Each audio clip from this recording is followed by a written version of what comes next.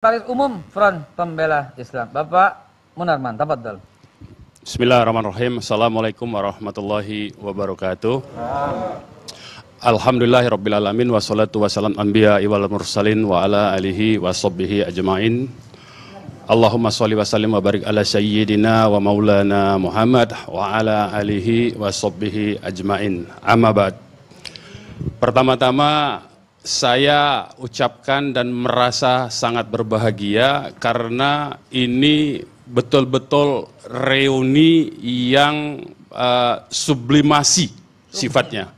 Kenapa? Karena ini gedung salah satu tempat kita, saya katakan tempat kita rapat-rapat awal merancang pergerakan 411 dan 4212. Jadi Sohibul Bait, ya, pimpinan AKL Ustadz Bahtiar Nasir, alhamdulillah, terima kasih. Inilah reuni yang sesungguhnya yang patut menjadi contoh bagi umat di seluruh Indonesia ini. Mantap. Itu yang pertama. Yang kedua, kita ucapkan welcome back imam besar kita, Habib Rizik Syihab. Ya, luar biasa beliau dengan segala keletihannya, beliau dengan segala tenaganya, pikirannya, dan pengorbanannya sudah memberikan bimbingan kepada kita semua untuk terus berjalan di rel kebenaran, di jalan Allah, di jalan yang hak. Insya Allah kita akan terus mengikuti arahan dari beliau dalam rangka memperbaiki agama, bangsa, dan negara kita semua sebagaimana yang beliau sampaikan di awal tadi.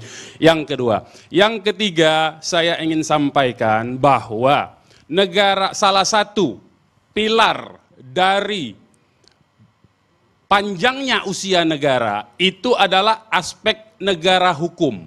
Negara hukum itu haruslah negara hukum yang berkeadilan, bukan negara hukum yang arogan, bukan negara hukum yang berkekuasaan, bukan negara hukum yang mendasarkan diri pada kewenangan undang-undang.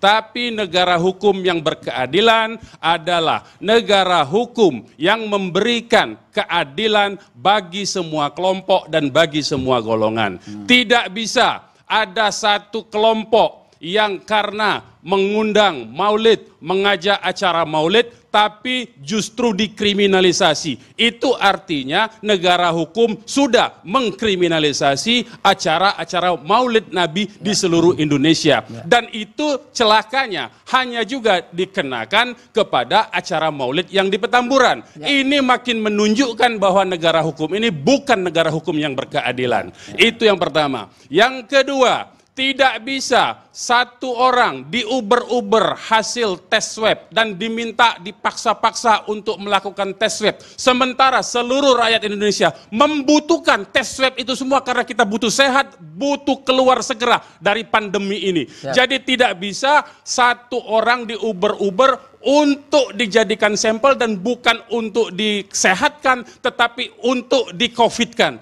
Ini menurut saya paling berbahaya. Ya. Yang ketiga, juga tidak bisa ada sekelompok masyarakat menyerukan kesiapsiagaan dengan menggunakan model panggilan azan sebagaimana yang ada. Tetapi kemudian kelompok masyarakat ini juga sekarang ini sudah dipanggil-panggil di seluruh kantor polisi di seluruh Indonesia. Ini artinya kriminalisasi terhadap azan dan kriminalisasi terhadap jihad. Jadi makin nampak negara ini mendasarkan dirinya pada negara hukum yang berarogan. Karena itu kita minta stop. Hentikan semua, hentikan segera arogansi kekuasaan dengan memperalat instrumen hukum, dengan memperalat kekuasaan hukum. Tidak layak sebuah negara mengandalkan hukum untuk mematikan aspirasi masyarakatnya dan justru makin membangun ketimpangan-ketimpangan sosial, baik dari segi penegakan hukumnya dan juga dari segi